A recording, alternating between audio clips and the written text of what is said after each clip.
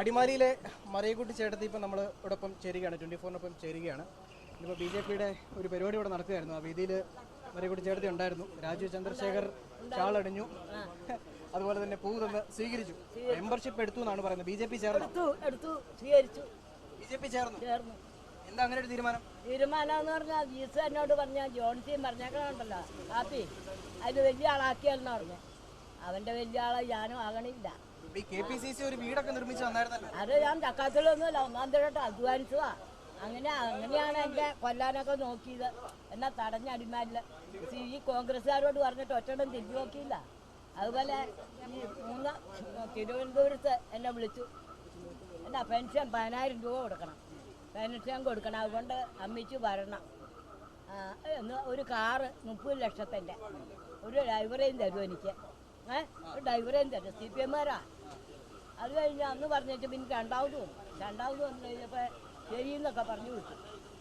പിന്നെ എന്നെ വിളിച്ചു, അയലക്കംകാരോട് പറയരുത്, BJP-കാരോടും പറയരുത്, കോൺഗ്രസ്സുകാരോടും പറയരുത്, പാലായി വന്നാൽ മതി, തിരുവനന്തപുരം കൊണ്ടുപോക്കളാന്ന്. അത് CPM-കാരല്ലേ? ഈ കോൺഗ്രസ്സുകാർ ഭയങ്കര, ഈ അനിൽ കനകന അവരൊക്കെ ഭയങ്കര പിന്തുണയായിരുന്നല്ലോ. അതൊക്കെ വിട്ടു. ആ ഭയങ്കര പിന്തുണയുടെ കാര്യം ഞാനിപ്പോൾ പറഞ്ഞത്. ഞാൻ ആ കയറിക്കൂടിയില്ലോ. എന്നിട്ട് സതീശൻ വന്നപ്പോൾ കയറിക്കൂടി ഒരാഴ്ച കഴിഞ്ഞപ്പോൾ വന്നു. സതീശൻ്റെ വീട്ടിൽ വന്നു. എൻ്റെ വീട്ടിൽ 10-100 പേരും ഇരിക്കുക. അപ്പം സതീശൻ എന്നെ വന്നപ്പോൾ എൻ്റെ വീട്ടിലേക്കല്ലേ വരണ്ടേ? ജീസന്റെ വീടല്ല അലങ്കരിക്കണേ, എൻ്റെ വീടല്ലേ ഉദ്ഘാടനം ചെയ്യണ്ടേ? ജീസന്റെ വീട്ടിൽ വന്ന് ശാപ്പാടും കഴിഞ്ഞിട്ട് കുഞ്ഞു നോക്കി വെച്ച് പോയി. വീട്ടിൽ വന്നില്ല. അതൊക്കെ ഒരു പ്രതിഷേധം. എനിക്ക് വിഷമമുണ്ട്. കാരണം അയാൾ നോക്കണമുണ്ടല്ലോ, ഈ പിണറായിനെ വെറുപ്പിക്കാൻ അയാൾക്ക് ഇഷ്ടമല്ല. ഇയാൾക്ക് പിണറായിയും വേണം, കോൺഗ്രസും വേണം, ഈ സതീശന്. അപ്പം രണ്ടു കൂടുതൽ സതീശനും വേണം. അതുകൊണ്ടാണ് ഞാൻ ചോദിക്കണേ, ഇയാൾ എന്ത് മനുഷ്യൻ ഈ മറ്റടുത്ത കോൺഗ്രസ് നേതാവാ? അങ്ങനെയാണോ വേണ്ടത്? എൻ്റെ വീടല്ലേ കോൺഗ്രസ് വേണ്ടത്? എൻ്റെ വീട്ടിലല്ലേ വരേണ്ടത്? സതീശനോടുള്ള പ്രതിഷേധമാണോ BJP കാരണം? അല്ല, ആപ്പി ഞാൻ ആ ഓഫീസിൽ തന്നെ എൻ്റെ വീട് പണിയ തറ കെട്ടിയിട്ട് 4 മാസം കഴിഞ്ഞപ്പോൾ ഞാൻ ചെന്നു. അപ്പോഴേ എനിക്കൊന്ന് കിടക്കണം, ഇതെന്നാ കാട്ടണേന്ന് ചോദിച്ചു.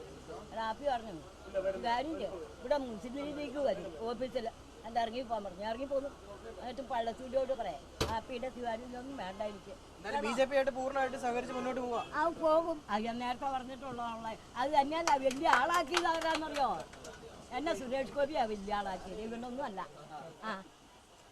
കോൺഗ്രസിന്റെ ജീവിതത്തിൽ പ്രധാനമന്ത്രിയുടെ അടുത്ത് കൊണ്ടുപോകില്ല, അവർ കൊണ്ടുപോകില്ല. അവൻ വലിയ ആളായല്ലേ? അത് സുരേഷ് ഗോപി തന്നെയാണ്. അത് കോൺഗ്രസ് അല്ല വലിയ ആളാക്കിയത്. അത് അവർ കേട്ടാലും അത് സുരേഷ് ഗോപി തന്നെയാണ്. എൻ്റെ പന്ന വീട്ടിൽ വന്ന് പന്ന പായലിരുന്ന എന്നെ വലിയ ആളാക്കിയിട്ട് പോയതാണ്. അതെനിക്ക് മറക്കാൻ പറ്റുമോ? പിന്നെ കുറ്റം പറയുന്ന ഇവർ കാണിക്കണേന്നതാ. ഇവരുടെ കൂടെ ഞാൻ അത്രയും കഷ്ടപ്പെട്ടു വന്നു. ഈ CPM-കാരെ എന്നാ തടഞ്ഞല്ലോ. ഇവരെന്നാന്ന് ചോദിച്ചിട്ടില്ല. ഞാൻ ഒറ്റപ്പെട്ടാണ് ദേവളം കോടതിയിലൊക്കെ പോയത്, അറിയാമോ? ഞാൻ ഇവർക്ക് വേണ്ടിയല്ല അന്ന് നടന്നത്. അത് തന്നെയല്ല, എൻ്റെ തലേ കശാപ്പിന് കൊടുത്തതാണ് നടന്നത് അല്ലേ? പിന്നെ വീട് കണ്ട അവർക്ക് എന്നാ നഷ്ടം? അന്ന് നിന്നവരൊക്കെ ജയിച്ചില്ലേ? എല്ലാം ചോദിച്ചില്ലേ? ഒരു സീറ്റല്ലേ CPM-ന് കിട്ടുള്ളൂ, ബാക്കിയെല്ലാം കിട്ടിയില്ലേ? പിന്നെ എന്നിട്ട് ഇവരെന്നെ വലിയ ആളാക്കില്ലേ? ഇവരുടെ എൻ്റെ അല്ല, എൻ്റെ തന്ത വേറെയാ.